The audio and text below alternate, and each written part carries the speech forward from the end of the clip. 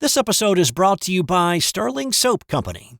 Fellas, you've heard the phrase, look good, feel good, right? But why not add smell good to that too? That's where Sterling Soap Company comes in. First, Sterling Soap is 100% natural and has a wide variety of bath soaps, shave soaps, beard balm, lotions, and cologne. Second, there's a scent just for you. How about burgundy? Yeah, it's more than a color. The Sterling Soap folks blend natural essential oils with hints of mahogany, golden amber, and sandalwood. Or how about D503, an intensely masculine scent inspired by Legend by Mont Blanc. And third, you will feel good about the price. For just a little more than you'd pay at the grocery store, Sterling Soap will leave you feeling clean, refreshed, and ready for whatever's next. Give Sterling Soap a try today. Visit sterlingsoap.com. Face off with Firefly Publishing for another drop into the fascinating world of pro hockey history with Hockey Hall of Fame True Stories 2. Following his bestseller, hockey historian and writer Eric Zwig opens the doors to the Pro Hockey Hall of Fame, revealing a treasure of untold tales, bizarre incidents, and captivating trivia that will leave the most devoted puckhead astounded. Just to name drop a few of the players he's included in this book are Wayne Gretzky, Jaromir Jagr, and Bobby Hull. Hockey Hall of Fame True Stories 2 is a must-read for pro hockey fans who crave more than just scores and statistics.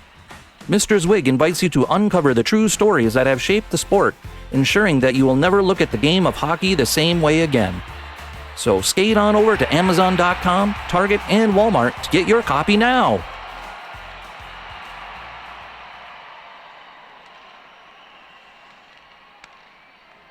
This podcast is part of the Sports History Network, your headquarters for the yesteryear of your favorite sport. You can learn more at sportshistorynetwork.com.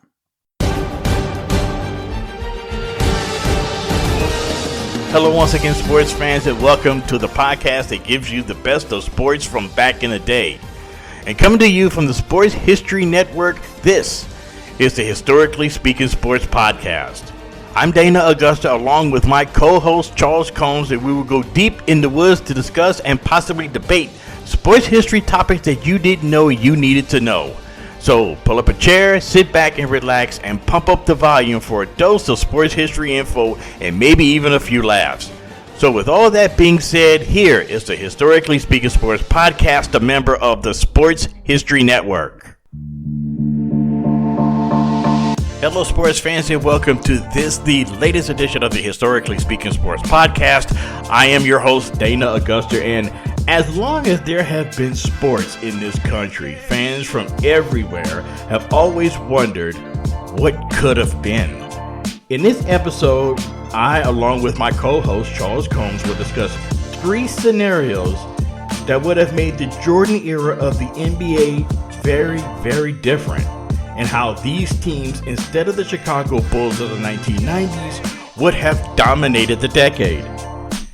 That discussion, along with a shout out to the 1986 NBA Draft, is coming up after this short break. You are listening to the Historically Speaking Sports Podcast, the place where we give you the best of sports from back in the day, right here on the Sports History Network.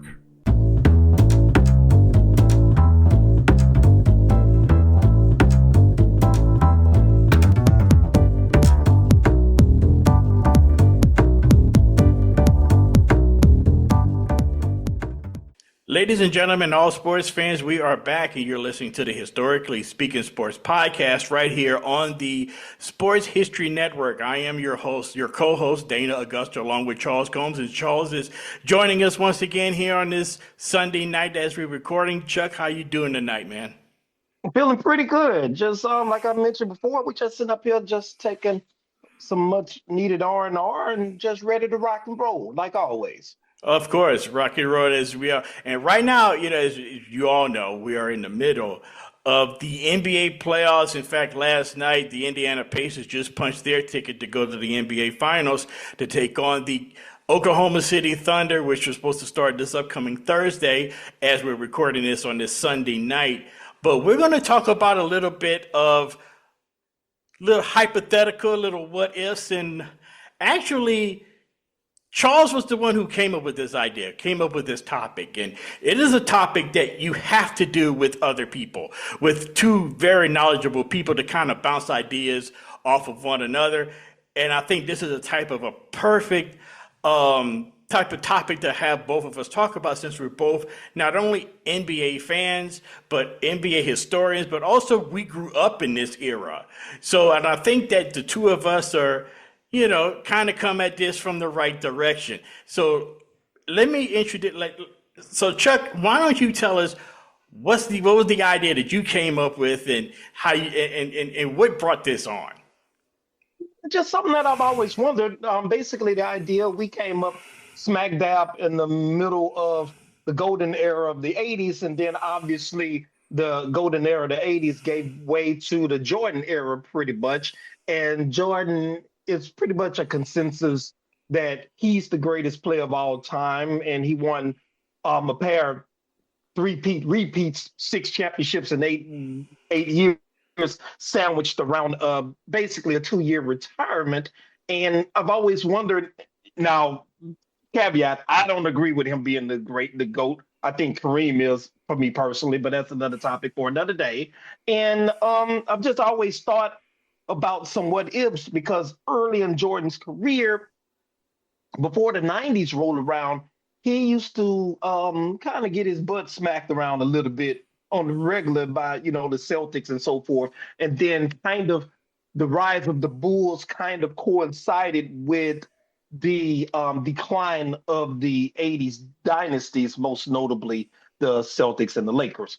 Idea comes into place is that, I feel that with Leon Bias, is a few things that if it would have happened, starting with Leon Bias and the Celtics, perhaps their championship window would have been extended, and a couple of other things that may have had a material impact on the Jordan era in those 6 championships in 8 years. And I always wonder if these things would have took place, which we're going to discuss in a moment, would he have gotten those 6 titles? Yeah, the way you brought up 3 scenarios that you brought to my attention, and I've always thought that those were very interesting scenarios that you brought up, in which we'll discuss here on this episode here of Historically Speaking Sports. And before we get into that, please, if you haven't done so, please subscribe to the show. And if you have not done so already, please do that. And as well, you could, if you have any other story ideas that you may have floating out there, or if you're just somebody that wants to come on the show with us, hey, you're more than welcome to come on. So you can contact us here at Historically Speaking Sports at historically.speaking.sports@gmail.com. Once again, that email address, historically.speaking.sports@gmail.com. And also, you could also check us out on Twitter and Instagram and all the social media platforms out there for your daily dose of sports history.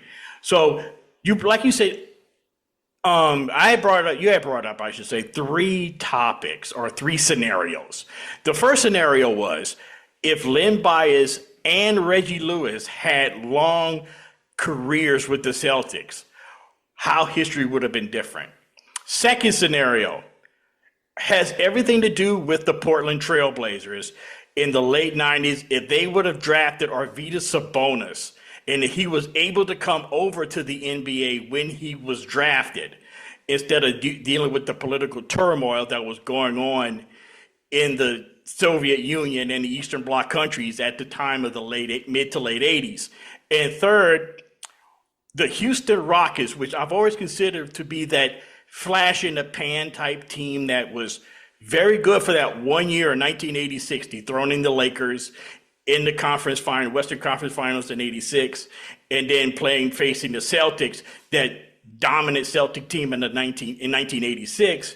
How would that all would have been different if those things would have, like for example with the Rockets, what if Ralph Sampson never would have gotten hurt that following year in 87, and then the whole drug scandal that rocked the NBA the following year in 1987, that really affected that Rockets team.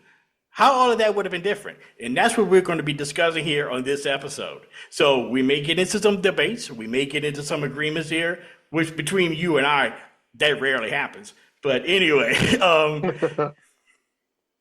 but that's what's on deck for us tonight. Let's start off with the Celtics, okay? Since we talked about the '86 Celtics, let's start there.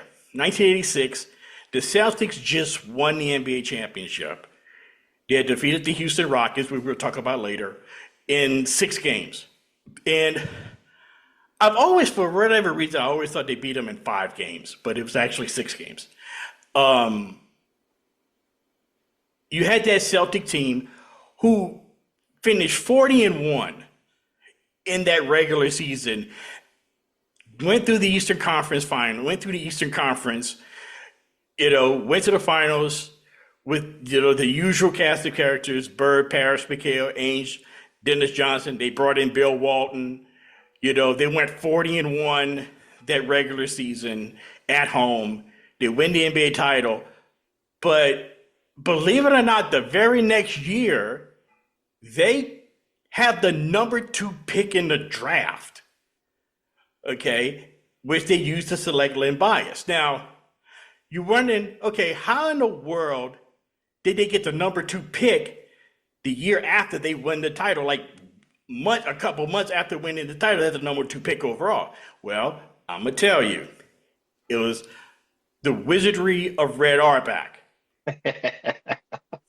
That's how it happened. They traded away Gerald Henderson to the Seattle Sonics. The Sonics for the Sonics' number 1 pick. That ended up, that year, the Sonics had a horrible season. They had the number 2 pick in the draft, which belonged to the Boston Celtics. And with that, they chose Len Bias.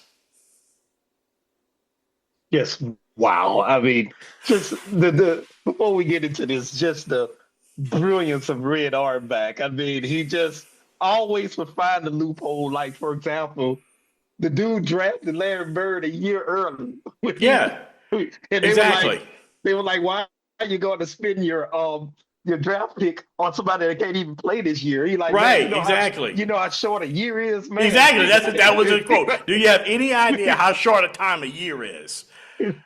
Drafted him a year early, and then, they fleeced him with the draft. Wasn't Kevin McHale involved with that business with, I know Parrish and McHale were involved with the Golden State thing with Joe. Yeah, they traded.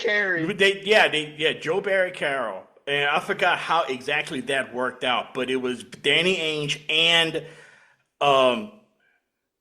Robert Parrish, who was with the Golden State Warriors.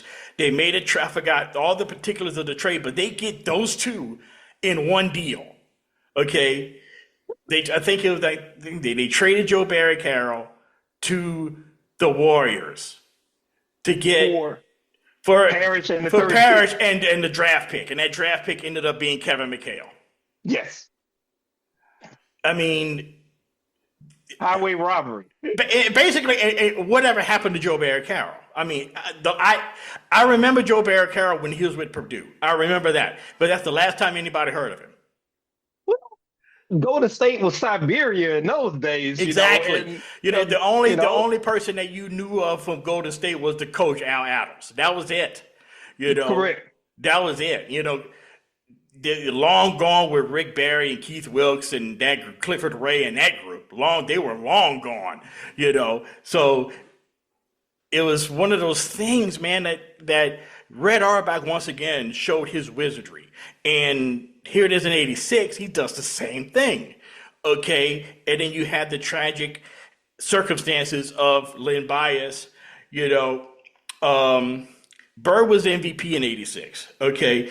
Bias was the 2nd pick in the NBA draft. He died of cardiac arrhythmia induced by a cocaine overdose, okay? Now, they kind of reeled from that, but they still reached the finals in 87, okay? Losing to the Lakers in 6 games. Yes. So that offseason, they draft a kid named Reggie Lewis. Now, I remember Reggie Lewis, but I wanted to get into like a little bit of history with him. Then this I didn't know. Went to Dunbar High School in Baltimore, which is right kind of like in your neck of the woods. Yes. You know who his high school teammates were? Muggsy Bogues? Muggsy Bogues, Reggie Williams, and David Wingate. Yes. Mm-hmm. I mean, if you are basketball junkies like you and I are, that must have been an awesome high school basketball team. So awesome. In fact, in Reggie Lewis's junior year, Dunbar went 29-0. That was his junior year. His senior year, they go 31-0. So in 2 years, they go 50-0 in 2 years. And they're the number one team in the country in 1983. Mm-hmm. So yep. That's crazy. You know, now I went to a high school in Louisiana that was known for basketball. The highest we ever got in the USA Today top 25 nationally, I think, was number 20. We never won state because we always lost to a team from New Orleans. You know, wow. But we always lost to a team we always lost to like St. Aug or Jesuit or somebody like that. You know, but anyway, in 1987, Reggie Lewis was the 22nd overall pick by the Celtics. Okay, he didn't really play much his first year, but his second year under new head coach Jimmy Rogers, averaged 30 minutes and averaged 18.5 points per game. In 1991, had a career high against Miami with 42 points. But then on April 29th, 1993, in game one of the Eastern Conference first round against the Charlotte Hornets, he collapsed. And he ended up passing away like about a month later, I believe it was. You know, actually a couple of months later, July 27th, 1993. He passed away playing, working out at Brandeis University, suffering a cardiac arrest. He was only 27 years old. Now, in your opinion, if you would have had Len Bias and Reggie Lewis together, what do you think the Celtics' main strengths would have been, in your opinion? I think the main strengths would have been, despite how good they were throughout the McHale Parrish and McHale era, they were predominantly an inside team, although Ainge, Scott Wedman, and Bird obviously could give you some outside shooting. But they were, if you got them in the open court, even though they were a running team, but if they tried to run against certain teams, most notably the Showtime Lakers, they were at a significant disadvantage. And then later in the era, that was kind of like a similar problem with Isaiah and the Pistons, Chuck Daly and those guys as well. That would have been one of the main, that would have shored up a key weakness in terms of foot speed, athleticism, that would have enabled them to play more up and down, first of all. And then also, with Len Bias, he's a pretty good defensive player. Now, you're not going to stop Big Game James, but they gave him another option to kind of at least combat him, give somebody that could give Big Game James some problems defensively, but then also offensively from an athleticism standpoint, because obviously Kevin McHale is a full load, torture chamber down low. But, in terms of making James work on the perimeter sometimes, especially with the addition of Michael Thompson, that was specifically to help combat Kevin McHale to absolve worthy of that responsibility. So I think that would have been a strength. It would have allowed them to play more up. They would have allowed them to play more up and down, give them some much needed athleticism, and also give them a guy that could play 3 and 4 in terms of Reggie Lewis and give you some rebounding, possibly even some shot blocking. And then also Reggie Lewis could probably guard 2s and 3s too, to kind of help on Magic as well. Well, they would have gotten, no doubt about it, they would have gotten, like in one fell swoop, way more athletic. Yes. They would have been way more athletic than what they were. This is a team that was, that could run if they really wanted to, but that was not really their forte. They were more of a half-court type of team. With the addition of Reggie Lewis and the addition of Len Bias, they definitely would have been able to run the floor more effectively. they would have, it would have made them considerably younger. That's for one thing. It would have made them considerably younger. But as far as them being more athletic, that definitely, which is something that they really needed, because by the time the late 80s came around, in 89, Bird missed most of the season, if you remember. Correct. Bird missed played most 6 games. Yeah, Bird missed most of the season in 87, in 89. So if you would have had Bias, Reggie Lewis, and then you had other guys that was coming up, you had the younger guys that were fading away. Danny Ainge was traded in the late 80s, early 90s. I remember he went to Portland, which we'll talk about later. He ends up going to Portland. Dennis Johnson is a little bit older, and you're starting to have new guys come in. Kenny Gamble, I think, was part of that. Then you had Ed Pinckney to be running with them. So I think a lot of people think that Bird would have played a little bit longer, which is possible. McHale would have played a little longer because they wouldn't have been as long in the tooth, so to speak, with McHale, with McHale there. He would have, Bias and Lewis would have been able to spare some of those older guys some time while they figured them things out. But I don't think right away they would have been able to contend with the up and coming Pistons, at least in the beginning, because the Celtics had lost to the Pistons in 88, in the 88 Eastern Finals. I don't think they would have been able to deal with that Pistons team, at least then. But with the experience and everything, 90, 91 maybe, 90, 91, they probably would have been back in the finals, in my opinion. Now, would they have been able to win it all? Who knows? But in my opinion, with that team and with that team together and the experience that they had, they might have made the finals, I think. Might. But, they wouldn't have been able to get past the Pistons in 88.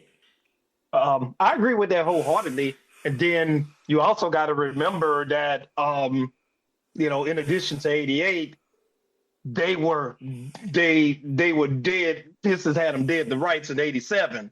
Yeah. When Isaiah, Bird steals the ball. You remember the Bob O'Neill classic call, and then DJ Lay to literally steal Game 5. Right. Literally steal Game 5, because they would have lost that year, because the Pistons basically had the game signed, sealed, and delivered to go up 3-2, going back to the Pontiac in Game 6 to close the series out. So now here's something else to consider too, and I just thought about this. In 88, do you remember who the Celtics played the series before and what happened? They played the Hawks. They played the Doc Hawks. Rivers. Yeah, Doc Rivers went Doc Rivers on us. Even as a player, they was up 3-2 going back to Atlanta, and they somehow, some way couldn't close the deal, and then they went back in 7 and they were cooked. That was the famous Game 7. That was that famous Bird versus Dominique duel. Do you think that would have happened? Because, to be honest, they had Kevin McHale guarding Dominique. Do you think it would have been different had it been Len Bias guarding Neek? I totally agree with your assessment a few moments ago that in terms of Len Bias' arrival in 86 and Reggie Lewis in 87, it wouldn't have had a material impact from a frontline standpoint. Like 87 in 88, I think what would have happened still would have happened there, because, they would have been pups wet around the ears, and you're not going to just, they would have gotten minutes. They would have helped more so from a standpoint of athleticism and depth, like to your point, instead of playing Darren Day and remember this name, Brad Lowhouse. Yeah, Brad Lowhouse. Yep, of course. Fred Roberts. Boom. You talk about stiff. That was a stiff Fred Roberts. Boom. You know what I mean? Instead of them, they would have helped give them more depth, more athleticism, more bench production, and kind of would have lessened the burden of a bit from Bird, Harris, and McHale carrying the load all the time. But in terms of material impact, like a rookie, or a second year play on Dominique in Game 7. That's when Dominique still had the S curl flat top. No, KT Jones is not that stupid. He wouldn't have done that because he's far too inexperienced to have combated Dominique at that time, and then with those stakes, that's how you lose a series. No, so I don't think it would have had a material impact at that time. Okay. Another person that was on the 88-89 team and he was a rookie then, who had a very long NBA career that I have to mention is Brian Shaw. I mean, not to be a jerk, but your point is, I just thought it was. I just brought it up because I thought it was interesting. That's all. I'm not trying to make any kind of grand pronouncements or anything. I just thought it was interesting. He out there, like in terms of, perhaps he would have put gas in the car or washed the windshield, but that's about it. You're not going to count. And he was a solid player, a smart player, and all of that. And he was a player that, especially later in his career as a veteran, was essential, especially with those Laker teams. But at that time, he didn't really move the needle one way or the other, whatever. Could have Sam Vincent too, So that's true, Sam Vincent, right? But another thing is that I want to touch on is that not only you had to deal with the Eastern Conference would have been like crazy loaded. You had the Celtics, you had the Pistons, who was on, who is up there. Then you had the up and coming Chicago Bulls, which we all know what they did later on. And I think it would have been interesting to see what kind of matchups they would have had between the Bulls and the Celtics with a Reggie Lewis, with Len Bias, because for those of you who don't really know or don't really remember, Len Bias, it's hard for me to if you had to compare Len Bias to somebody now, who would it be, you think? Oh, look at that. I think LeBron, since they played the same position at the same height, I don't think it's like LeBron. LeBron's just a special case. But as far as just, somebody that you think that is most like a Len Bias, I'm tempted to say, from what I remember of him, I'm tempted to say Kevin Durant. I'm tempted to say that, but he didn't have the height as Kevin Durant, but he had the athleticism and the outside shot. And the one thing that he had that Kevin Durant didn't have was just the interior toughness, the rebounding toughness. He was a tenacious rebounder. He was 6'8", 6'9", from Maryland, played in the ACC. He was, I think, the ACC Player of the Year in 1986. Yes, he was. So it was, and he was like the last great Maryland player during the Lefty Driesell era in Maryland. It was, he was so athletic for his size that he was somewhat of I guess you could say, quote unquote, freak athletically, for whatever you could call that, in the mid 1980s. He was that, in my opinion. It's weird because he was, you really couldn't pencil him, because the hard part is you never really got to saw him with his game fully developed. Right. He was still kind of raw. He was a college player who was raw. So from what I saw of him, because I still remember I woke up, we had just gotten out of school, and I woke up one morning, I want to say it was like the summer after 5th grade. I remember I woke up and it was just everywhere that he had passed. Yeah. And, and it was like, you would hear people would say, he passed. But in those days, if the story happened too late, it wouldn't be in the paper until the next day. Right. And it wasn't, the news cycles weren't like you could find out instantly now. But anyway, on to your question. At that time, he was kind of like weird because he had some elements of James Worthy around the basket and an ability to finish. To your point, he had some abilities of Kevin Durant with the outside shot, not quite the handle at that point. Right. But I think under the tutelage of Bird, McHale, Red Auerbach, I think Casey Jones. He would have stayed. He wouldn't have left had he not died. You know what I mean? Right. I think he would have stayed on. Obviously, I think he had some elements of Sean. I saw some Sean Kemp. Like not quite as big as Sean Kemp. No. But some elements of Sean Kemp. That's a good one. That's a good one right there. And then also some elements of some Tracy McGrady elements. Right.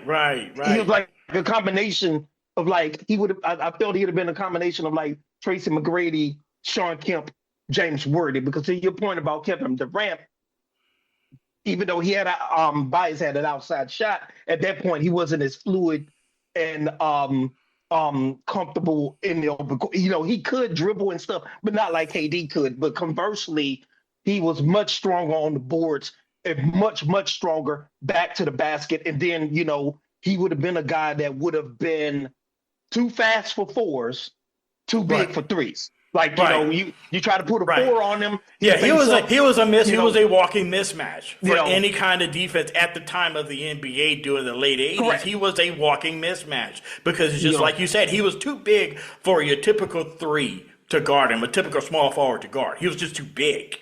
Okay, but you couldn't put a power forward on him because power forwards back then were basically known for rebounding and inside play. You know, there wasn't like stepping out behind the arc or stepping out from 15 or 18 feet out and just draining just open mid-range jump shots, which Len Bias was very adept of doing.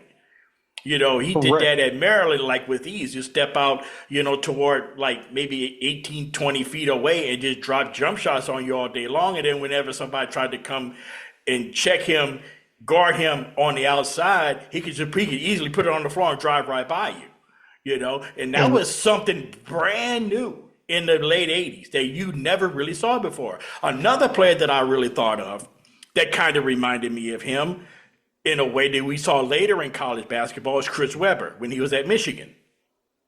Yeah, I agree with that. Much more explosive than Chris was.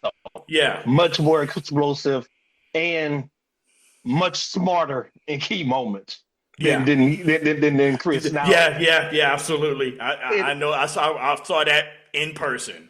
Yeah, and to your point, and to your point about matchups, immediately, like you said, that was kind of like a new combination. Immediately coming to mind, the only defender that would have been able to match up with him would have been Detroit Pistons' Dennis Rodman.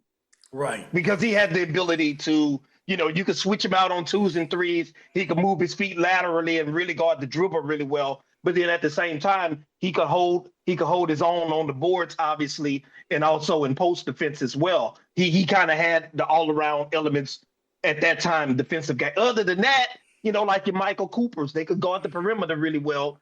Couldn't put him on bias, way too strong, you know. Yeah. And other guys, you know, they like a John Sally, for instance, Bill Lane Beer type. He's just going to bring him out to 17, 18 feet and face him up and pull that jumper or put that ball on the ground and kill him. Put it on the floor and go right past him. Correct. You know. Now, with this Celtic team, with him and Reggie Lewis together, now we talked just a lot about Len Bias. Let's give a little shout out to Reggie Lewis. Reggie Lewis was basically a two guard. Okay, yes. He was a two guard. They put him at point from. He could play the point, but he was more comfortable as a two, even or maybe even a three. You know, if I had to compare him to somebody from what I remember, and this is getting a little bit more nowadays, is a little bit more contemporary. He kind of reminds me of Tyrese Halliburton. If you really, he reminds me a lot of Tyrese Halliburton. You talk about recency bias. I'm guilty of that right here. He was a guard that was a great shooter, could put it on the floor. He wasn't like a explosive dunker or anything like that, but he was just one of these professional scorers. That's what I would call. He was a professional scorer, somebody that could put it on the floor. He's one of those guys that if you watch him play, in the third quarter, the announcer says, Reggie Lewis, that is point number 24 for him. And you're like, when did he score 24 points? Is it like a quiet scorer? Correct. And, he's kind of like a Tyrese Halliburton. Like another person that comes to mind when I think of him is Michael Redd from the Milwaukee Bucks in the early 2000s. That's what he kind of reminds me of. Correct. He always gave me elements of, he always kind of reminded me of a better version of Allen Houston. Yeah, okay.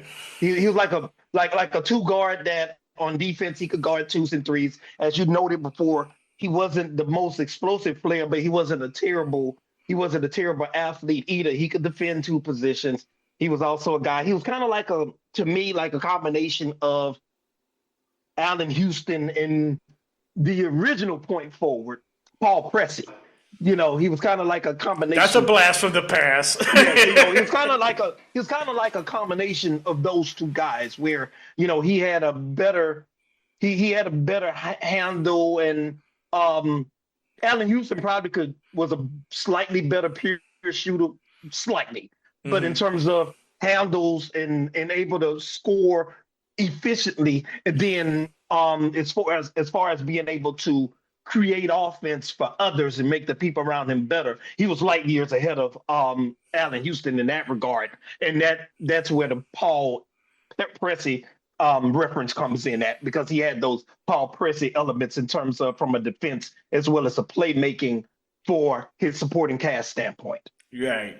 Let me ask you this? Okay, the other elephant in the room is the Chicago Bulls. How would you think with them matching up with the Bulls of the early, and I'm not talking about the late 90s, we're talking about the early 90s with B.J. Armstrong and John Paxson. How would that Celtic team armed with Bias and Reggie Lewis, how do you think they would have been able to match up with those guys? To your point, as in 1987, 88, up in there, the Pistons, that would have been a bit too early. Starting about 91, 92 up in there, that would have really been the sweet spot for those guys. You know what I mean? Yeah. And I think they would have really given the Bulls a hard time. I mean, really, they probably, it would have been quite interesting. It would have been probably 7-game series. And even if Jordan gets by, he kind of would have faced the similar fate that Bird and Doc used to face in the early 80s. You know what I mean? After they get through, they have the battle. They would have the battle teams like the Milwaukee Bucks in that semifinal round, and then they tear each other to shreds in the conference finals. And then whatever was left of them, they drag out to the West Coast for the Lakers, who've been sitting up chilling. Yeah, you know what I mean. Playing pretty much playing whoever. And that's the way the East was. I mean, like it's taking a look back at the early '90s, 90, 91 in the Eastern Conference. You would have had the Celtics. Let's just put them in there, just for the sake of argument. Okay, with Bias and Reggie Lewis. Then you would have had the Chicago Bulls, the up-and-coming young Chicago Bulls, Michael Jordan, Scottie Pippen, John Paxson, B.J. Armstrong, Horace Grant, Then you would have had the up-and-coming New York Knicks with Patrick Ewing, and his crew. I'm afraid to mention his name because it may dry ire out of you, but Charles Smith. Oh, God. That freaking dude, man. You know what I mean? But my thing is, they would have certainly, to me, not to cut you off, they certainly would have been better than the Knicks for sure. Yeah. For sure. Because they just had too many. The Knicks had too many deficiencies and hit too many scoring droughts. Right.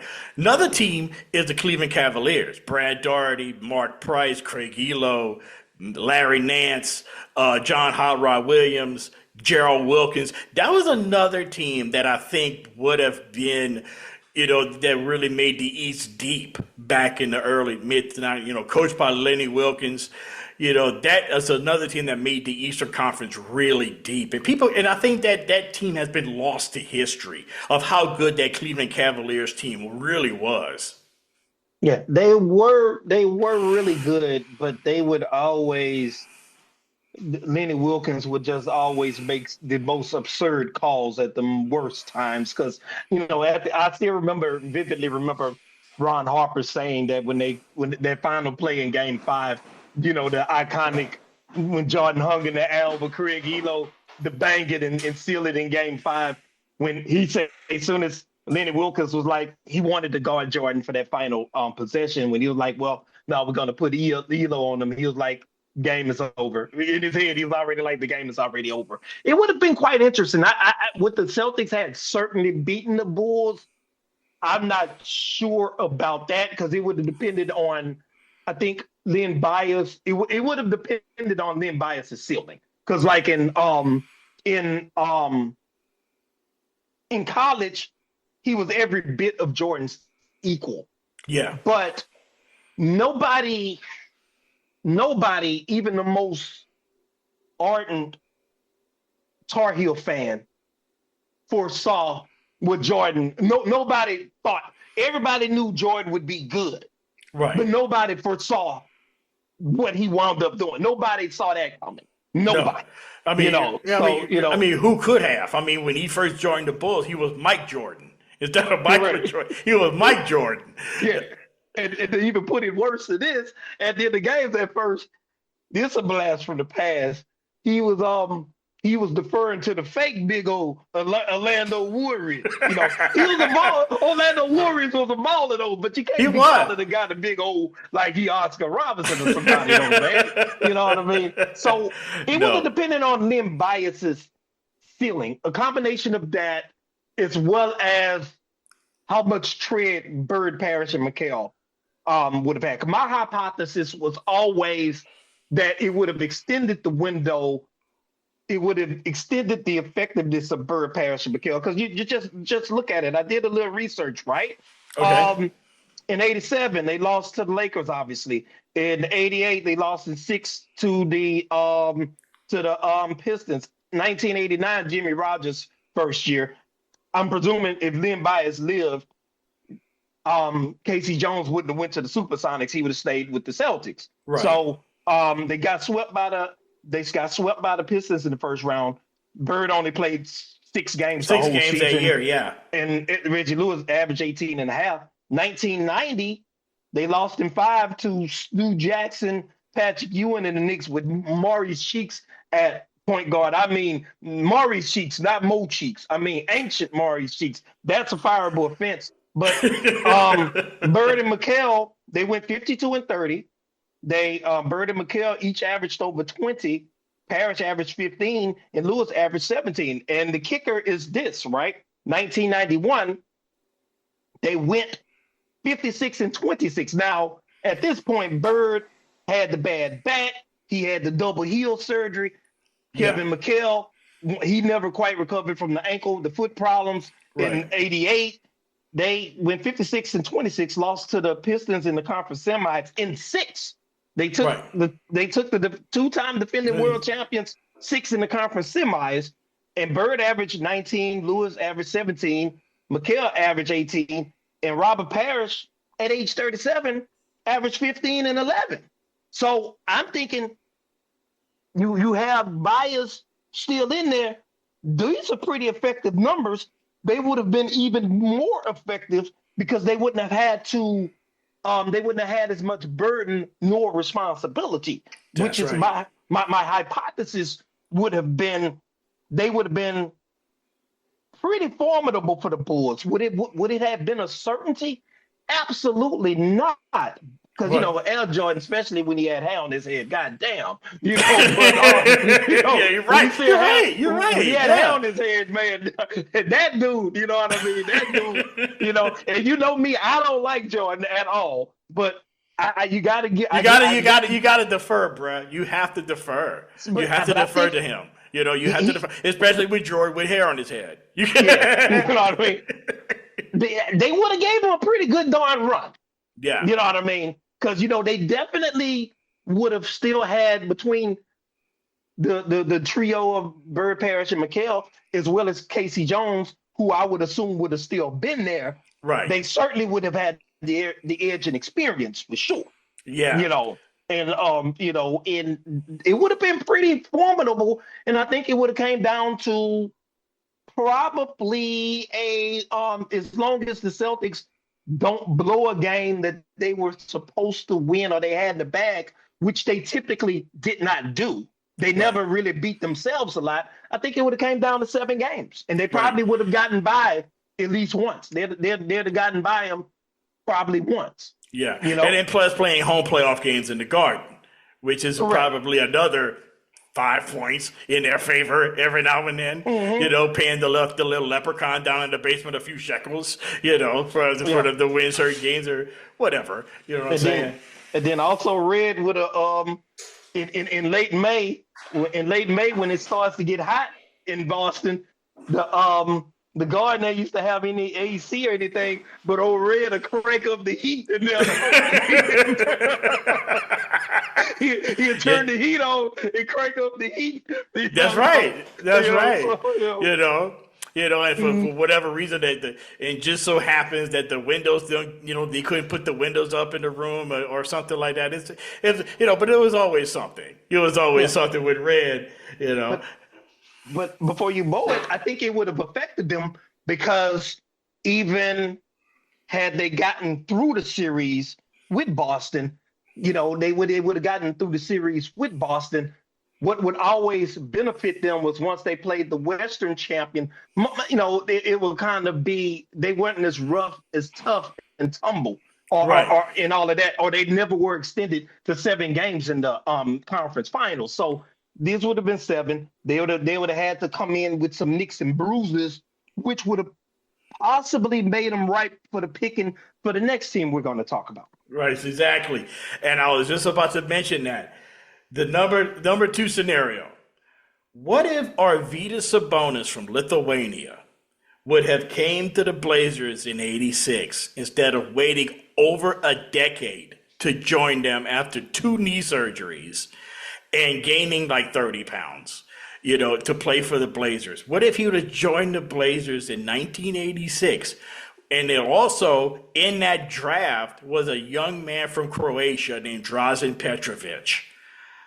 What we could have seen from that squad in the late 80s and early 90s, teaming up with Clyde Drexler, Terry Porter, and Jerome Kersey. What we could have seen from that squad? Well, first of all, we wouldn't have seen Jerome Kersey had I been the coach, but I'm just saying, like, in terms of, you just think about it, from 89 to 93, Portland averaged 57.5 wins.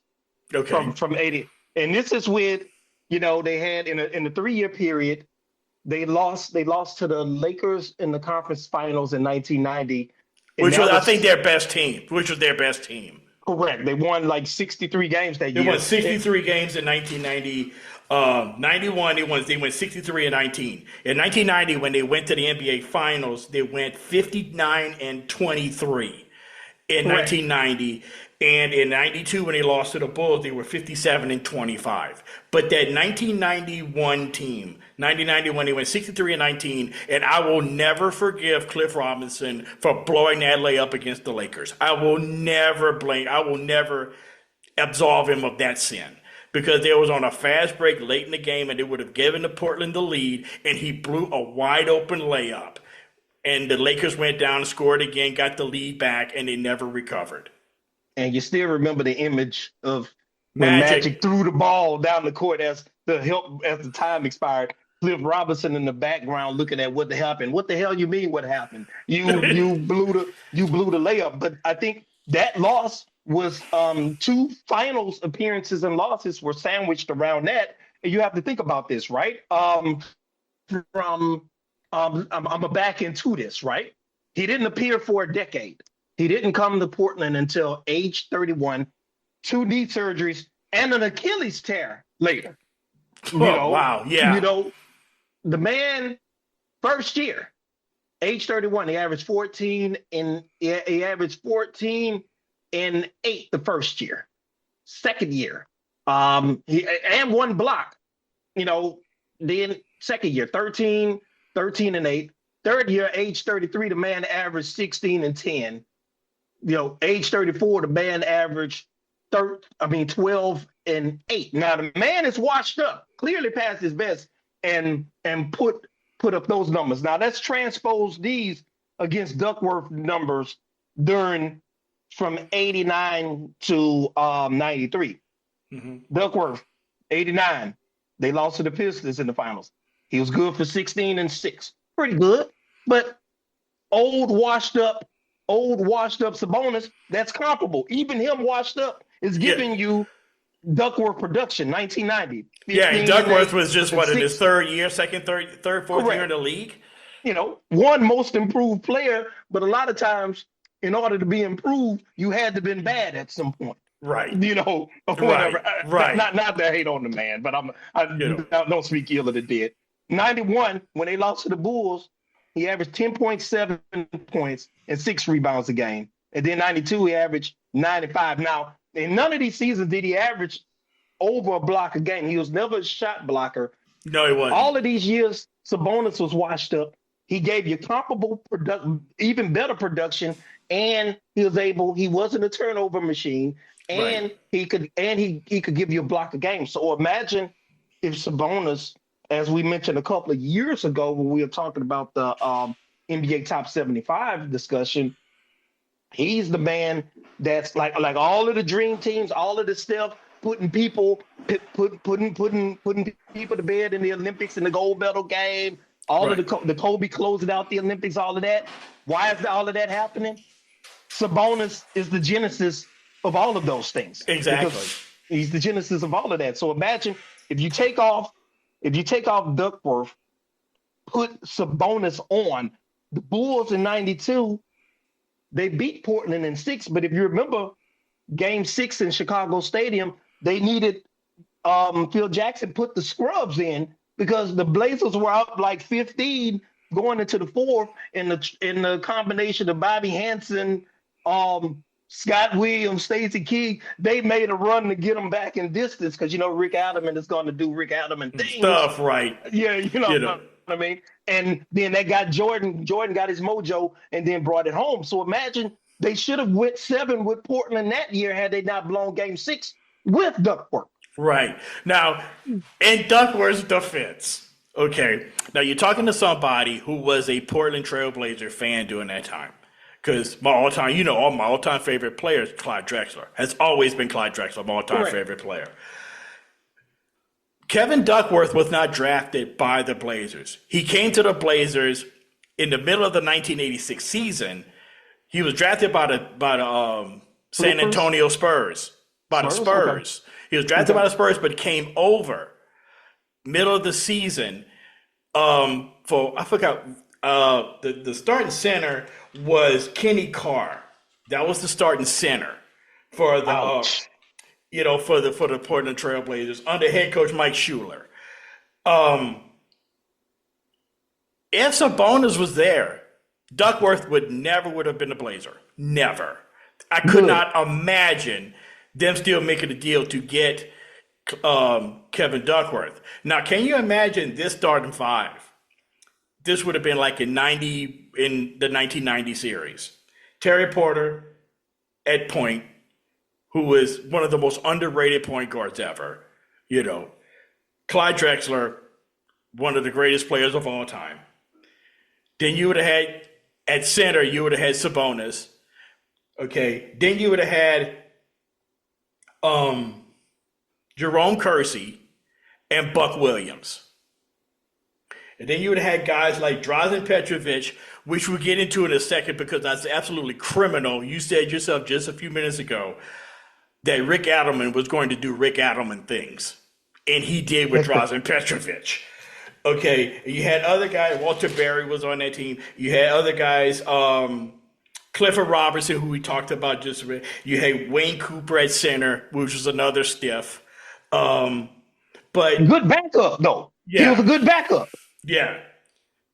He was kind of a stiff, but he was decent. He was decent for what he lay wood, though. But yeah, that was the '90 Trailblazers, and Buck Williams, they came over from New Jersey, which was one of the most underrated free agency pickups. I think it was. I think it was a free agent, if I'm not mistaken. He was, and he was a little past his best in terms of his ability. But he fit right in with that team. He fit right in with what he could do with that squad. Hard hat, yes, sir. Certified hard hat, yes. Right, exactly. So for those if you had to compare, and I like to do this, compare and contrast between today's players and a player that we're talking about. When I see Arvydas Sabonis, I'm talking about the young Arvydas Sabonis, when he was at Lithuania and played on the Russian national team. I know where you're going. Slide right in. Go ahead. Who do you think? He's Jokic on steroids. Thank you. Thank you. He's basically an athletic. He's basically an athletic, shot blocking, finish around the rim. Physical freak version. He had all the skills. He had all of the skills that Jokic had, but he had Shaq. He was athletic. He was athletic. He had Shaq size, Shaq athleticism, but could do everything that Jokic could do. And add Dirk Nowitzki's shot. Correct. Add Dirk Nowitzki's fadeaway jump shot. This dude was a walking cheat code in the 1980s. And just like you said, he was the reason why the Dream Team came about. He was the reason. Because the Russian national team with him on it, along with Sarunas Marciulionis, which is, Baller! Exactly. For those of you who don't know, Sarunas Marciulionis was a Russian version of John Stockton. That could shoot. He was a Russian John Stockton. And another thing, not to cut you off, to give the man his flowers, he is the originator of the Euro step. Yep, the originator, exactly. He was the one who started it. He was the one who started the Euro step. He's the originator of the Euro step. See, you learn stuff every day on this show, folks. You really do. He's the originator. Yes. That Russian national team that just dismantled the USA Olympic team in 1988, that was the creation of the Dream Team, because they realized with that team that Europe in basketball had indeed caught up. They caught up. And all of these years of USA basketball and stuff like that, sending college kids to play against grown men. This Russian national team in 1988 was all grown ass men. Period. They were grown men playing in this game. And with Sabonis was what, 7'3"? He was 7'3", approximately 300 pounds, and he could jump through the building. He could dribble. He could dribble like a guard. He could shoot, to your point. Basically, when he crosses, anywhere from 28 in, 30 in, he's in range for a shot. And to your point about his dominance in '88, he went up. Now, how does this front line sound to you? The Admiral, David Robinson, Alonzo Mourning, Danny Manning. You would take that front line, wouldn't you? Absolutely. He throttled them like they were a bunch of children. Yes. By himself. Literally by him. You're right. Literally, he was by himself. And that was like the medal round. It was in the medal round. It was like the semifinals that they played the Soviet Union. And they ended up getting the bronze because they lost that game, ended up winning the bronze medal game. And they couldn't do anything with that guy. And to touch upon his impact on the Blazers. Okay, we know about the scoring and the rebounding and the ability to run the floor. But could you imagine what he would have been able to do with his playmaking ability? Clyde was a very good shooter. To your point, the underrated Terry Porter was was a sniper. Was it from 3-point range? Absolutely. And then even Drazen Petrovic had you given him minutes, and even Jerome Kersey and Buck Williams, they were tremendous slashers and finishers around the basket. Yeah. Could you imagine the chaos he would have caused with his playmaking ability, just finding those guys, finding those open shots, hitting those cutters, slashers? Man, it just would have been unfair almost, even with Rick Adelman as the coach, it would have been unfair. Looking at that Blazers team, the way you should describe it, and I'm always thinking about who would have given them the most competition in the Western Conference at that time. You had the Lakers, who was on the downside of their dynasty. They were still making the finals mostly because they really had no real competition in the West. You were playing against Denver and then Dallas and then Phoenix and then, teams of that nature who basically was just the sacrificial lamb of the Lakers during the late 80s and early 90s. But then you had this Blazers team with that lineup. Kareem was pretty much done. They weren't going to put Kareem out there on Arvydas Sabonis. I mean, let's just be real. That would have been elder abuse, honestly. Yes. Then, Michael Thompson, AC Green going up against too small. Just way too small. Right. Then you would have had the young and up and coming Utah Jazz with Karl Malone.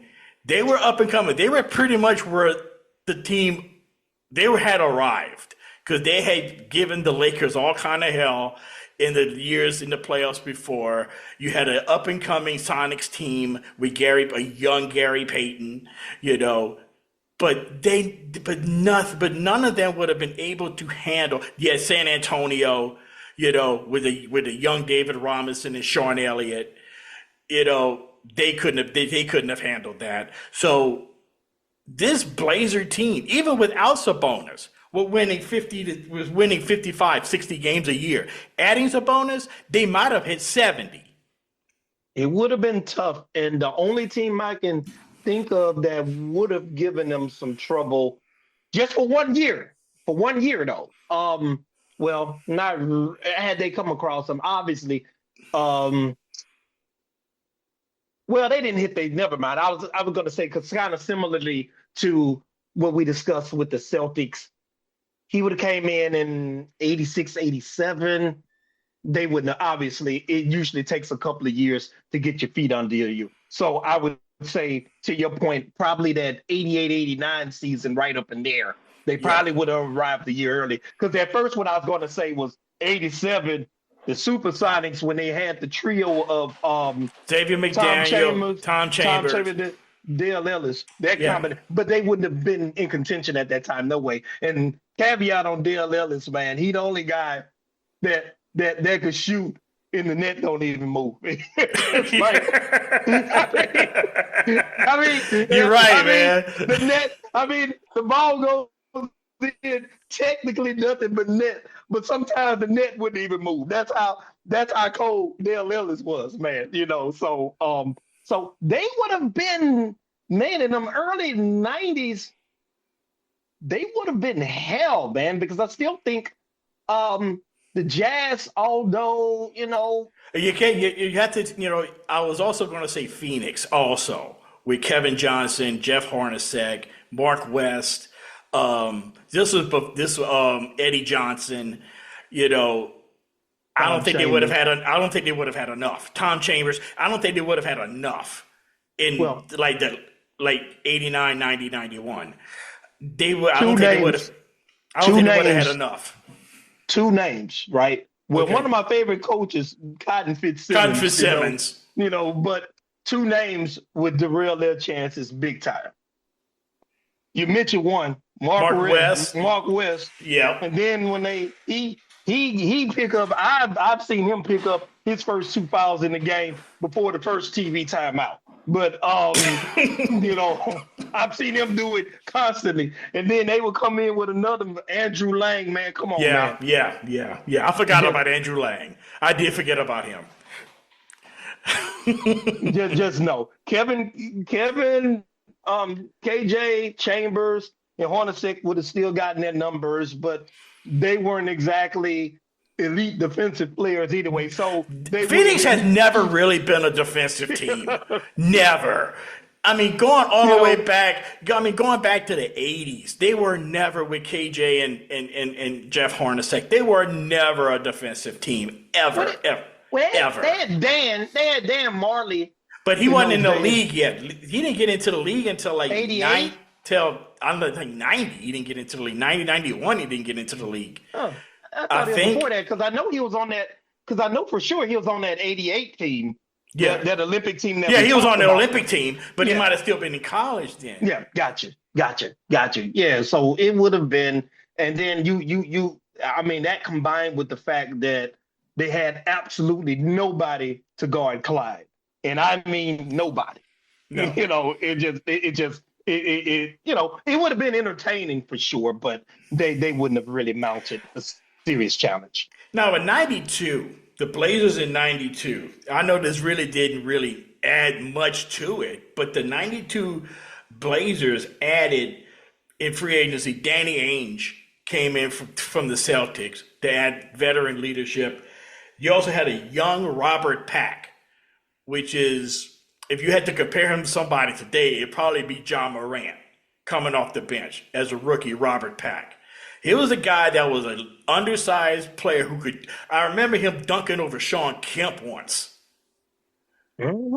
He was good. And then you also got to remember a guy perhaps that was a little bit before his time, but he was a certified sniper in his own right. Mm-hmm. I never cared too much for him as a player, but he was a very good shooter. And I'm speaking of Tracy Murray. He could really, and I mean, and with Sabonis and with the type of mismatches they would have had, and his ability to stroke that outside shot and that three ball, that would have really given them some things too, man, and that would have given them another dimension as well. Right. And we cannot leave off the Blazers without talking about this other part, and that's Drazen Petrovic. Yes. Drazen Petrovic was basically one of the original Steph Currys. I've always said that Steph Curry, we've seen Steph Curry before. We've seen it in Drazen Petrovic, and we've seen it in Mahmoud Abdul-Rauf, a.k.a. Chris Jackson. That's who we've seen Steph Curry. We've seen Steph Curry before, but one of them definitely is Drazen Petrovic from Croatia. Unfortunately, tragically died in a car accident. But he was one of the absolute deadliest snipers the NBA has ever seen. He was a European assassin is what I used to call him. The European assassin. Because this guy would pull up from anywhere. Now, he got a lot of play and became very famous when he joined the New Jersey Nets, along with Kenny Anderson and Derek Coleman. Yeah, in New Jersey. But he was part of that Blazers team, and Rick Adelman really didn't play him that much, which I thought was a shame. And that even at that time in the early 90s, I remember seeing him play. It seemed like every time he shoot the ball, it would go in. Like, why don't you play this guy more? But I think that the reason why Adelman really didn't play him because he might have been a liability on defense. He wasn't really a good defensive player, at least until he got to New Jersey and under the tutelage of Chuck Daly. Chuck Daly. Yeah. Chuck Daly was there, yes. But Drazen Petrovic was like one of the great shooters the NBA had ever seen. Correct. And I often refer to him as the Jackie Robinson of Europe. Yeah. Because before, and I know you mentioned about the Olympic team. I'm referring to within the context of the NBA. Within the context of the NBA, it was always this stigma that most of the European players at that time, especially the bigs, they were either too robotic or they couldn't handle the physicality. And then overall, even though you had some moments like Barcelona's, but as soon as Barcelona's got going, he hurt his knee, and then he was really never the same. And it was the stigma that the European players, they couldn't play, they were vastly inferior and so forth. Whereas Drazen, he was kind of the first European player to kill that noise. He was kind of the first European player that came over, and the NBA players was like, oh, damn, okay. This guy can play. This guy can play a little bit. He actually can play, and he was a tremendous player. And I always enjoyed watching him because he was tremendous to watch. But then, just his sheer joy for the game, like his 3 celebrations, he was celebrating like he just won the French Open, like he just won the French Open or something. And just his, and then, it's just tragic because we in our couple of years ago.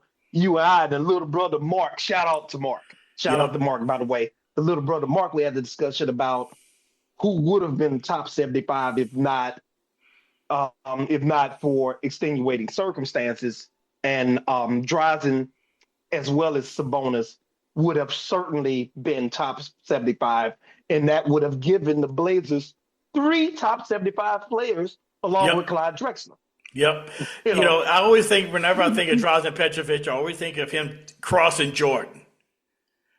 When he put a crossover on Michael Jordan and made him look foolish, and I was like, when he did that, he was like forever in my heart, forever. You're like this guy, and you wonder, why the New Jersey Nets never really won as much as they did. If you listen, I mean, you had Derek Coleman, you had Kenny Anderson, and Drazen,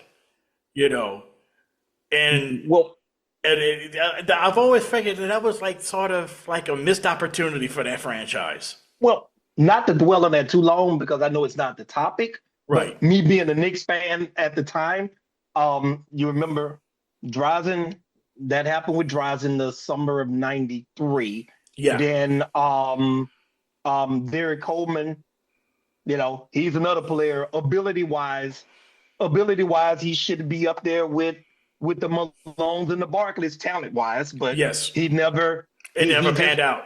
He didn't like, he didn't love basketball that much. He was he just happened to be good at it. And then for Kenny Anderson, if you remember correctly, he was really finding his stride and become like an all-star level guard. But then he got cheap shotted by John Starks and broke his shooting wrist, and he was never the same. He was never the same after that either. And then, back to the Blazers, just imagine 3 top 75 players. That would have been very, very hard to overcome. And I think unlike what we said, Boston, we wasn't sure. Right.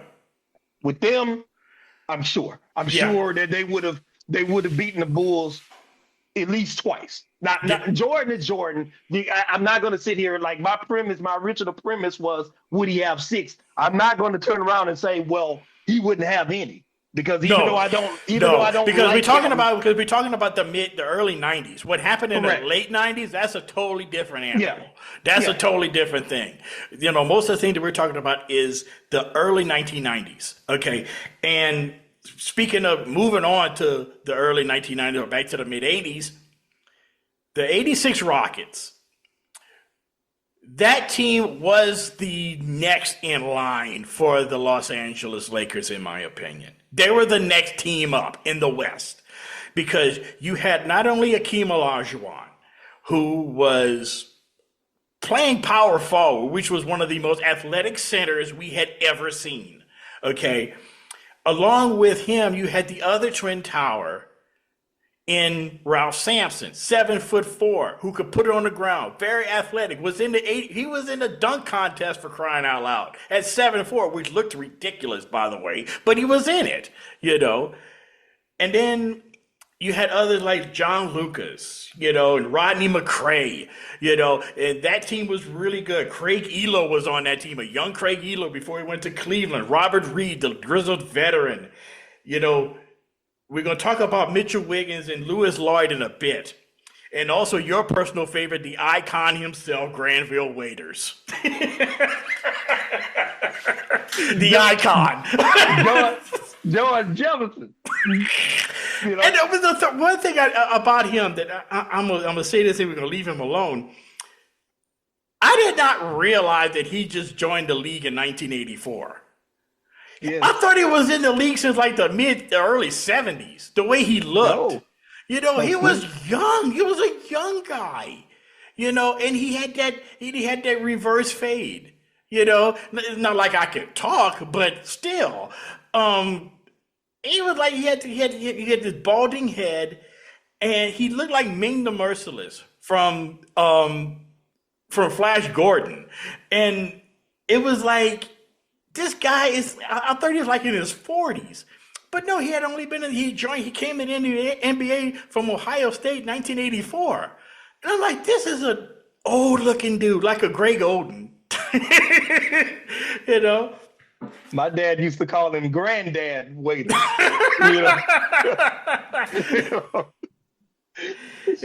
But yeah, but you look at that lineup, the 86 Rockets, of course, we all know what happened.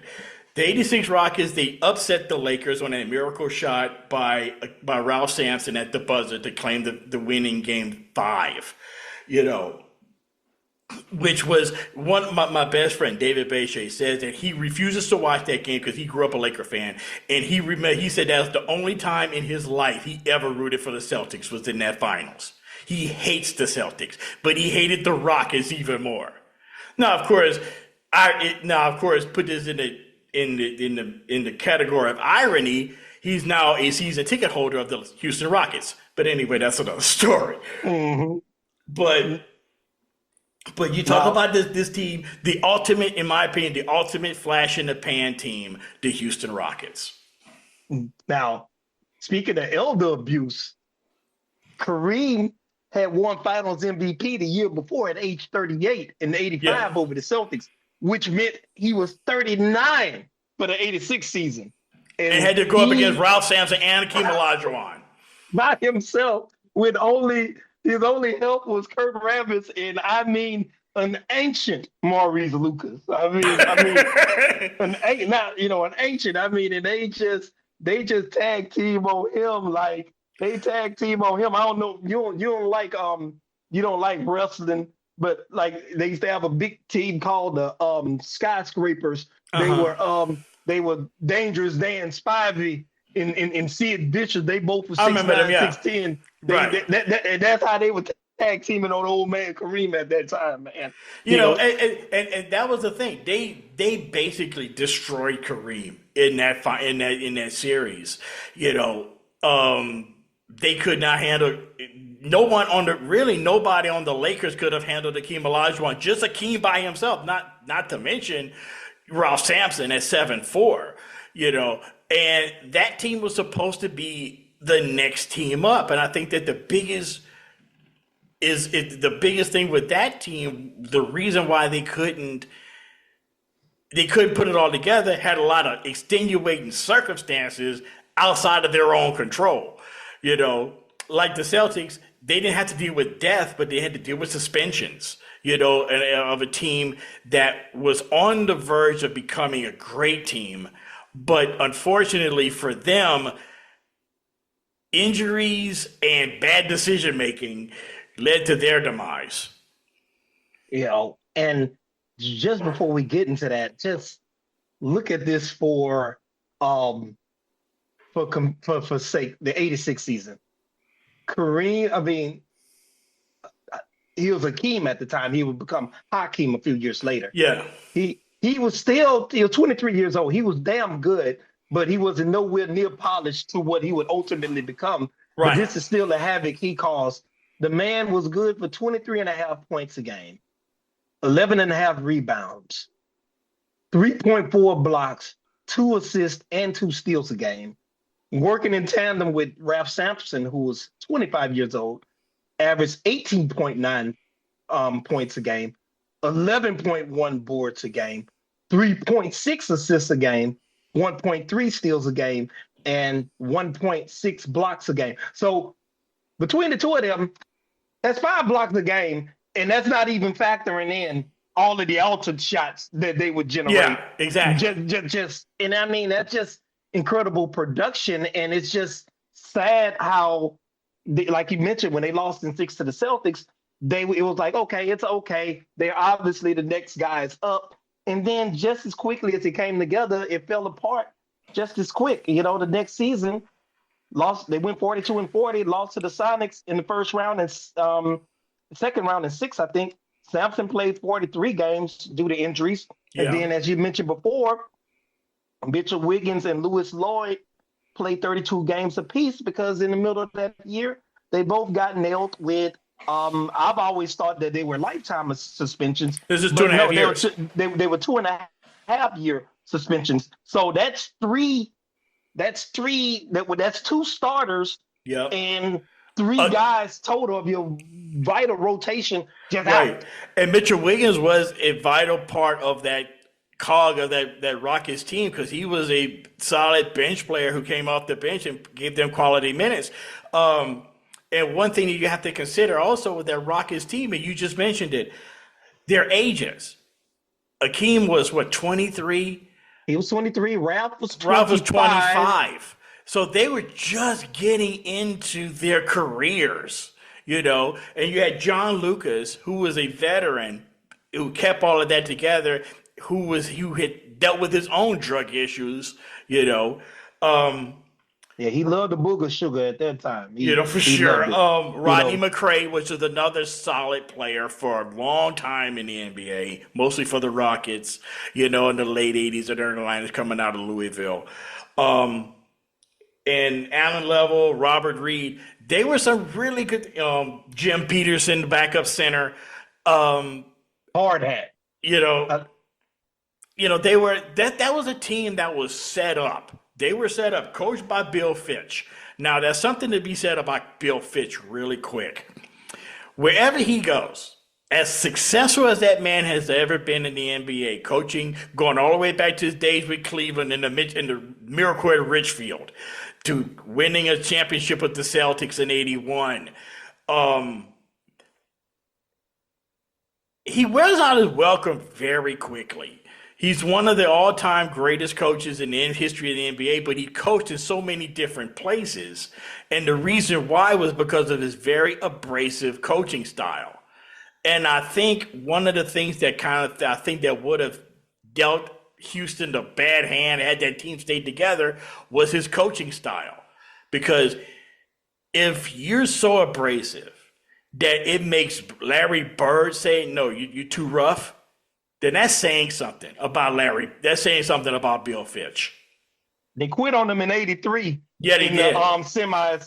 In the semis against the Bucks, they quit on him in '83 and got swept by the Bucks, which led to his departure. And just to go back to the ages, man, like the elder statesmen of this team were John Lucas, age 32, and Robert Reed was 30. Rodney McRae was 24. Both Wiggins and Lloyd were 26, and Allen Level was 28. So they were really set up. But to your point, Bill Fitch was very abrasive, and we've all been around guys like that. My dad was an avid horse racing fan. He would hate. He would literally I know in horse racing you would see the stretch. Down the stretch they come, and the horse digging as deep as he can. But the jockey steady whipping him across the butt, and he's giving him everything. And sometimes, depending on the personality of the horse, you hit the horse one too many times, the horse will say, you know what, forget it. I quit. You know what I mean? Right. And it appeared that Bill Fitch kind of had that grinding. He grinds you down to a nub that, no matter how hard you play, how dedicated you are, it's never enough. And he just kind of, over time, just mentally and physically grinds you down to a nub. Right. Would they have dealt, they would have been right at the top of their prime. Right around the time Arvydas Sabonis would have been with the Blazers. That might have been instead of we talking about the rivalry between the Bulls and Pistons at that time, it would have been, we might have been talking about the Blazers-Rockets rivalry of the early 90s. Late 80s, early 90s, of them knocking hands in the Western Conference Finals every year. Ralph Sampson, a healthy Ralph Sampson going up against Arvydas Sabonis. Can you imagine that? That would have been Michael Myers versus Jason Voorhees. And carnage just would have been, carnage just would have been everywhere, man. And it would have been wonderful to see. And we just got deprived of that due to extenuating circumstances. And because just imagine, even like Olajuwon, man, it's a lot of things you may do, but you're not gonna punk Olajuwon. And then to speak of Olajuwon as far as Bill Fitch is concerned, everybody remembered this mild-mannered and introspective and reflective guy once he rededicated himself to Islam later in his career. At this time, no, he was none of that. None of that.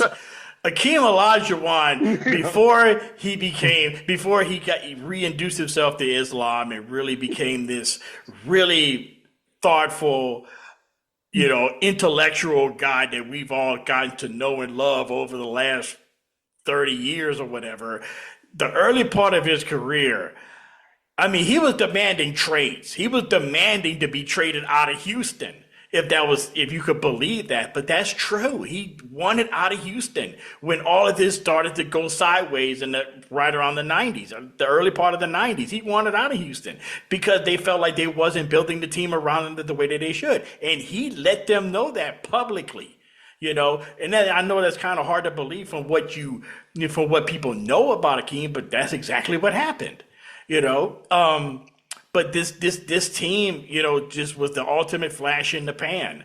It would have been fun to see like Akeem Olajuwon going head up with Buck Williams with the Blazers. Oof. Would that be a slobber knocker? To your point, Olajuwon was knocking people out because you remember in the game 5 you mentioned that they beat the Lakers. He got thrown out of that game because old Kurt, the ultimate unequal trade, Kurt Rambis ruffled his feathers and they got into a fight midway through the 4th. And, both of them got threw out.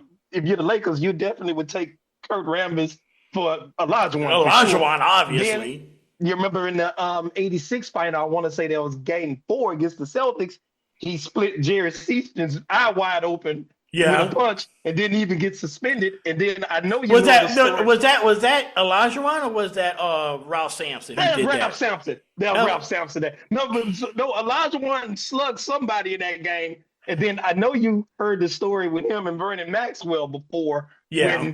When they was in Seattle and they were walking back and Vernon was frustrated and spitting on the court, and he told him to stop it. And basically, Vernon was Mad Max in his typical fashion, like "F you." And then when he got to the locker room, he slapped the taste out of Vernon Maxwell.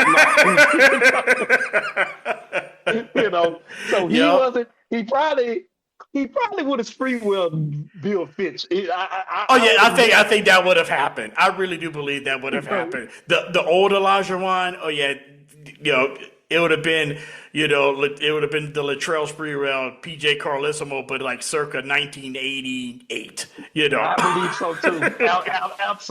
Absolutely.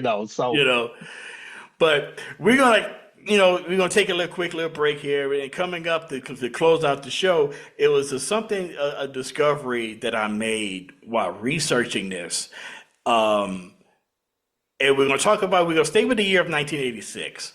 But what we're going to do is we're going to take a look at the draft of 1986 and some very interesting names that was in that draft of 1986.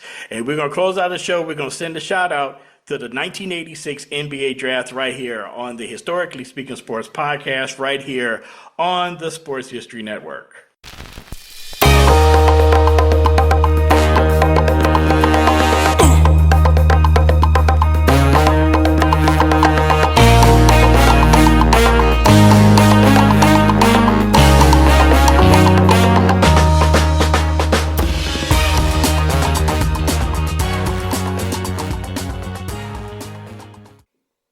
And we're back here on these Historically Speaking Sports podcast. I'm Dana Guster along with Charles Combs, my partner in crime, my co-pilot on this remarkable podcast here on the Sports History Network. And we're going to close the show out by sending a shout out as we normally do.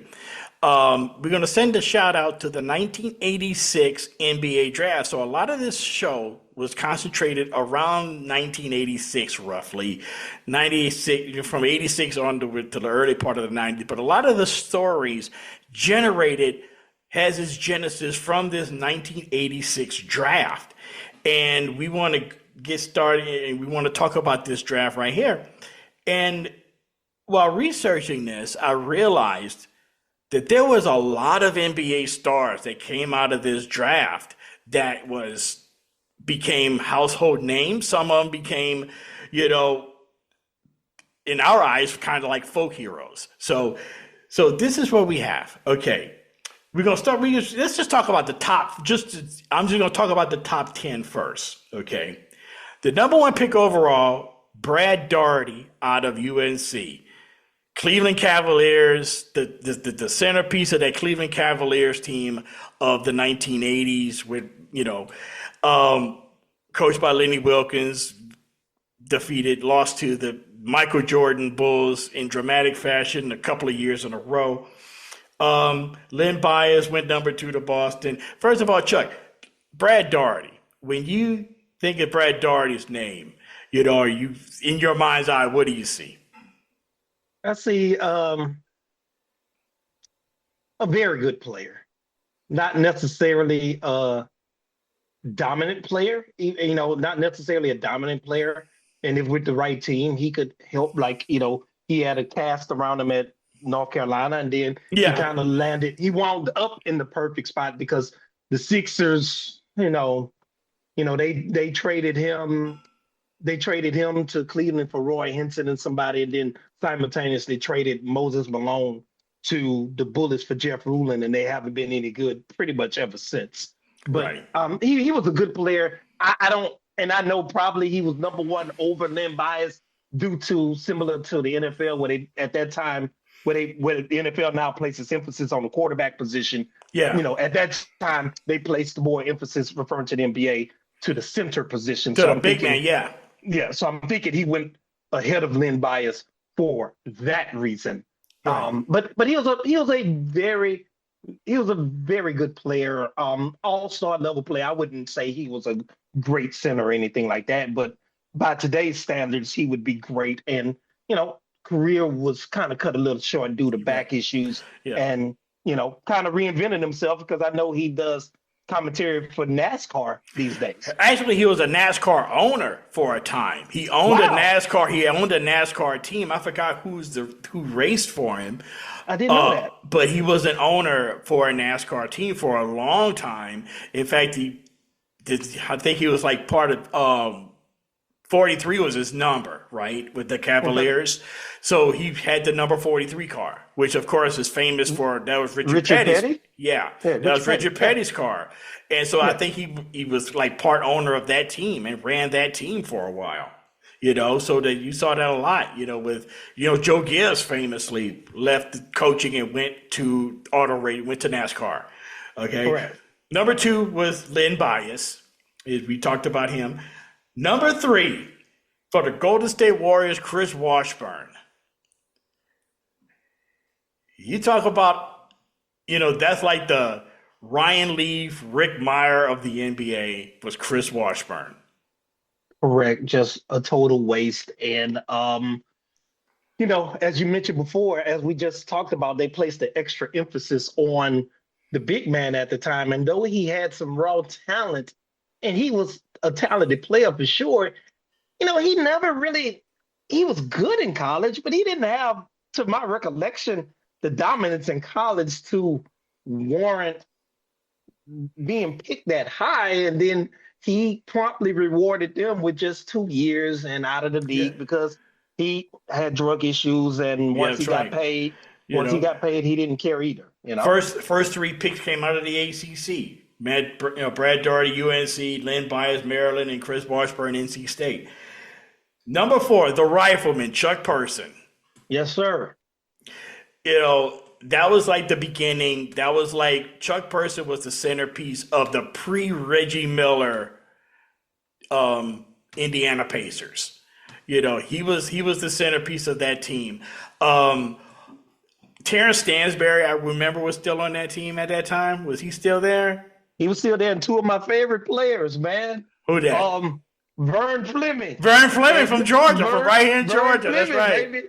And I'm gonna take you way back. LaSalle Thompson. That's it, right? he had that was the Blazers. That was the Blazers. That was when wasn't Jack Ramsey the coach at that time? The Pacers? Yeah, right before then. I remember Jack Ramsey was the coach of the Pacers in the mid '80s, but I'm trying to remember who was the coach at that time. Maybe Dick Versace, right? Yeah, it might have been Dick Versace. Yeah, it might have been Dick Versace. Okay, number 5 for the New York Knicks, Kenny Skywalker. The only thing I remember from him is that he won a dunk contest. That was it. And Chuck is just shaking his head back and forth like, "Oh my God!" just bum. He was okay in college, but he was the. He went to Kentucky. He was the proverbial tweener, and at that time, if you were a tweener between that 3 and 4 spot or that 4 and 5, most of the time you were dead. Tweeners were dead in the water at that time if you didn't have it, and he was the proverbial.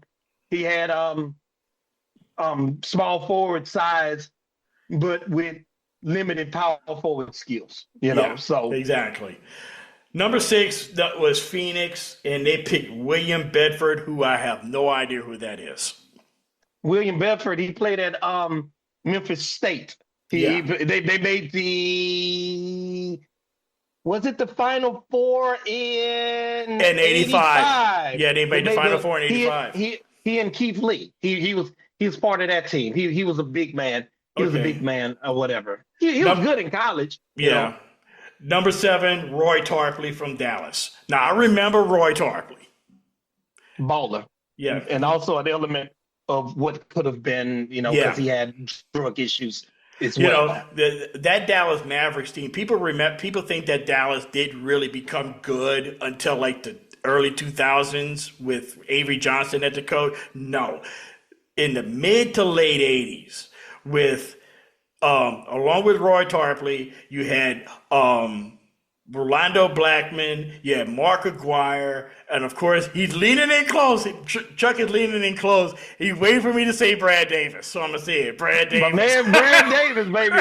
One of my favorite players, just scrappy. Yes, just indeed. always scrappy.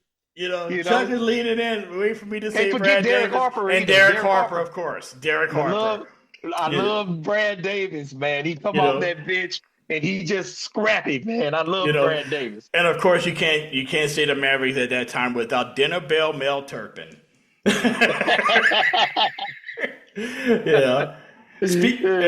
Number 8, Cleveland took Ron Harper.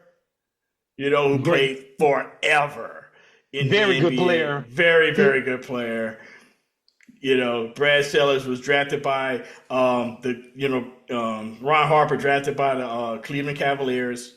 When they had the orange uniforms, remember that? When they wore the orange uniforms? Yeah. I remember that. And speaking of Brad Sellers, he went the next. He went the very next pick. Brad Sellers, he went to the Bulls, the very next pick. 30 years ahead of his time. Yes. He would be perfectly suited. Like the way they play now, he would be perfectly suited because he was kind of like a big man that could really shoot it. He was left-handed, if I remember. He could really shoot it from outside and all of that. He's perfectly suited for today's game. Okay. And number 10, drafted by the San Antonio Spurs, Johnny Dawkins from Duke. Put Duke on the map. Yep, he was the one who actually put Duke on the map. Him and Tommy Amaker really put them on the map. Yep. Some others outside the top 10, John Sally went number 11 to Detroit. We talked about him a little bit with the, LSU, John Williams. John Hot Plate Williams. John Hot Plate Williams, baby. That's the all-time best. Is that either John Hot Plate Williams or Mel Dinner Bell Turpin, who never met a plate he wouldn't eat, or even you remember my third nickname? I don't think he was in the draft. University of Houston, Greg Cadillac Anderson, and they called him Cadillac. He used to ride everywhere on a bicycle, man. And another nickname. I was doing some research. You had talked about John Williams. We had talked on the phone earlier this week. You know what was another nickname he had? And I thought it was funny since he went to LSU. What's another nickname? And it fits the Louisiana Purchase.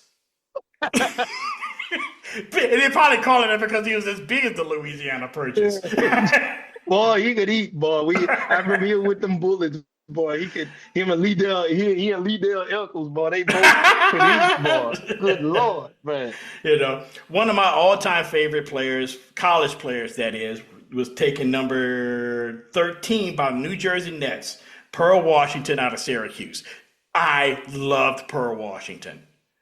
Put the Big East on the map. I'm like, not just he, but they made he was one of those cast of characters in the Big East at the time, along with Georgetown and the St. John's guys that made the Big East basically what the SEC has been in college football. They were doing that in college basketball back in the 80s. Exactly. Other name, Walter Berry, we kind of discussed a little bit with Portland. He was a rookie in 1986 with the Trailblazers. He was the 14th pick overall. A name today that a lot of people know of today because of his son was drafted number 15, Dale Curry, drafted by the Utah Jazz, the son of Seth and Steph Curry. The father, of Steph Curry. Drafted number 15 overall by the Utah Jazz. Other names, Scott Skiles, who still holds the record for the most assists in a single game. He was drafted number 22 by the Milwaukee Bucks. And he actually coached them for a while. Correct. He actually coached them for a while, and rounding out the first round was the aforementioned Arvydas Sabonis, number 24. Correct. But then again, you get to the second round. Okay, now the NBA draft back then had 7 rounds. That's more than the NFL draft now. So they must have. So this was. I never imagined that the NBA draft was really this long, but it used to be. Yeah, one of my all-time favorite players was the first pick of the second round. The Mavericks drafted him, a man by the name of Mark Price. Better than half of the first round, easy. Easy baller, just certified baller, man, and he basically was kind of Steve Nash before Steve Nash a little bit. Yes, he was. He was. He was, this very small, diminutive point guard. He was the one who made Georgia Tech Point Guard University. Correct. Because he was the beginning of that line of point guards that they've had: Kenny Anderson, Travis Best, Stephon Marbury. He was the beginning of all of that. Yes, he was. Number 27 by the Detroit Pistons, Dennis Rodman. Boy, the third pick in the second round. That was a total steal. Southeastern Oklahoma State University. Next pick after that, Larry Krystoyak. I love me some Larry Krystoyak. He was never afraid to mix it up, man. No, it wasn't. Johnny Newman, another player who played a long time in the NBA. Coming out of Richmond, drafted number 29 overall by the Cavaliers. Nate McMillan, which is one of the underrated players in the NBA. Nick McMillan for the Seattle Seahawks. A couple of more that I remember. David Wingate, the teammate of Reggie Lewis and his high school teammate. He was drafted number 44 overall by the Sixers. And to round out the second, the 2 picks in the last 2 picks of the second round, Jeff Hornacek from Iowa State. We talked about him. He had a long career in the NBA as a player and as a coach. And Michael Jackson from Georgetown, not the singer, The best of the I just never. I don't want to get on a tangent, but I just never understood, and I understand that perhaps it's due to academic standards, but I never understood why John Thompson would get these state of the art big men and then go get these garbage guards. Yeah. You remember him? You remember after Michael Jackson, Joey Brown from New Orleans. Then it was, and I know he wanted to get players that didn't have any problem deferring to the big man, but how do you have people like Ewing, Mutombo, Mourning, and one championship? That's just, it's very difficult to especially in the age of basketball, that big man was the premium. Having a big man, an all-time great big man, was basically the coin of the rim at the time. And it just didn't work. I mean, you only win one championship, and that was against, and that was like the one championship that a lot of people, you think of the Final Four of the 80s from like between 1981 and say 1987, okay? You think back, the championship that the Hoyas won in '84 is the one that nobody talks about. And the only reason why they even got that one is because Clyde Drexler forgoed his senior year. Yes. Had he came back that year, they would have lost that one too. Yeah, exactly. Exactly. One more I want to think of, and I think this one, I have no idea who he is. I never heard of him before, but I think it's one of the great names I've ever heard for a basketball player. The number 68 pick by the Milwaukee Bucks by a man by the name of Baskerville Holmes. I remember him. I remember him. That is like the coolest thing. He sounds like he should be like a detective or something in old England. He should be like wearing a houndstooth hunting cap or something with a cape. Hello, my name is Baskerville Holmes. Yeah, Baskerville Holmes, or with a name like Basker, you think he'll be able to get some baskets. You know what I mean? Like man, get some buckets out here, my man. But yeah, man, but this was a great exercise, man, that you came up with. I must admit, these what ifs, these Jordan era what ifs, I think it was just an outstanding topic that you came up with, and kudos to you. This is a great show. I appreciate it. And just to cap it off, where you would set the number of championships for Jordan had this happened? I think with Jordan, I think he would have won the 3. First of all, I don't think, you got to think about this too. Would he have gone play baseball if he had not won 3 in a row in the early 90s? Would he have gone play baseball? Well, if he didn't, I think that he probably would have won maybe in 93. He probably would have got through in 93, I don't think he would have won in 90. I think the Blazers would have got him in 90.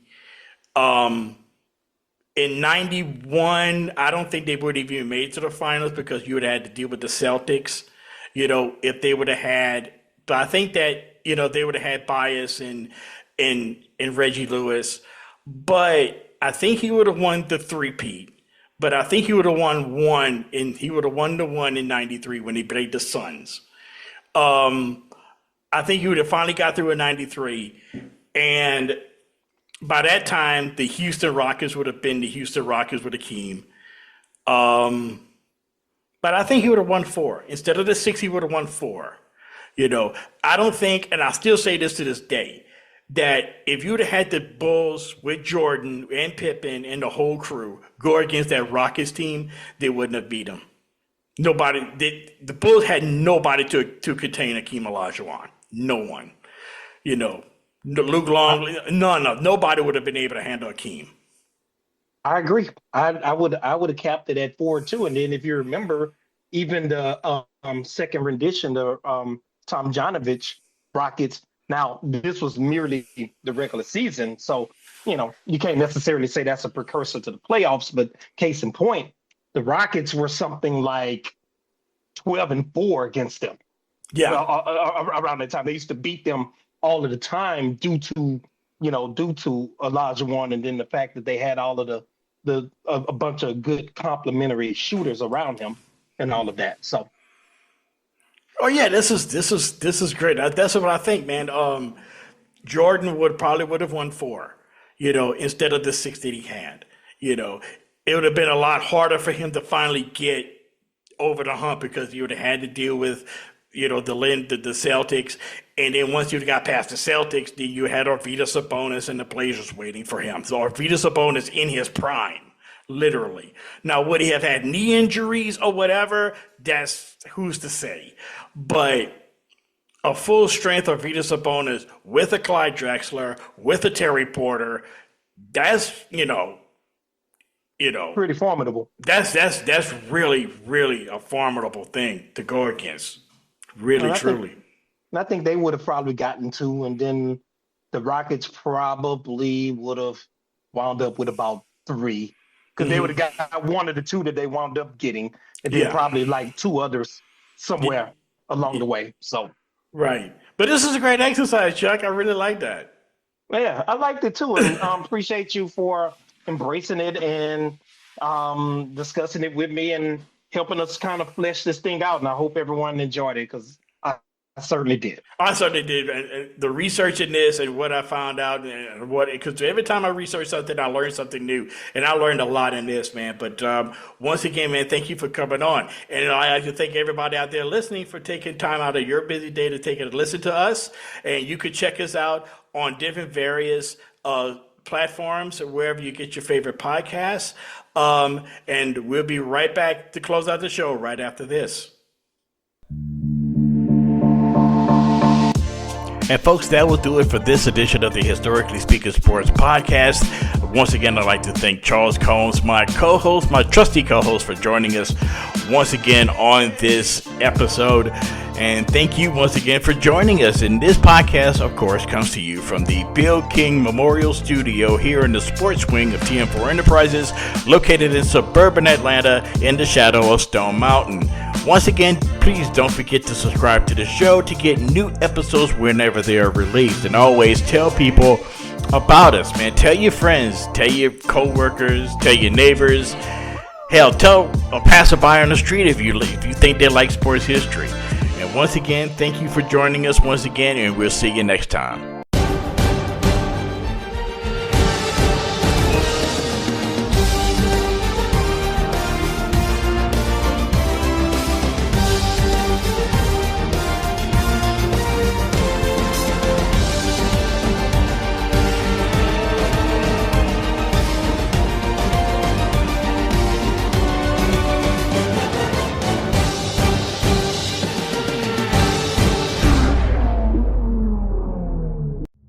The heel gets the heat. The babyface gets the cheers. But the jobber gets, well, the job done. And speaking of jobbers, Barry Horowitz wasn't there to win titles. He was there to build them. By selling every move, every storyline, and every new star that stepped into the ring.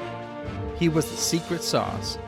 And now, he's the headline in his new book titled, Wrestling is My Gimmick, My Life on the Wrong Side of the 3 Count. This memoir is a deep dive into wrestling's most underrated position and the man who made it an art form. Whether you're a fan of wrestling, a fan of sports history, or just love a great story, this book is for you. Again, that's Wrestling is My Gimmick by Barry Horowitz. Grab your copy today before the count strikes 3.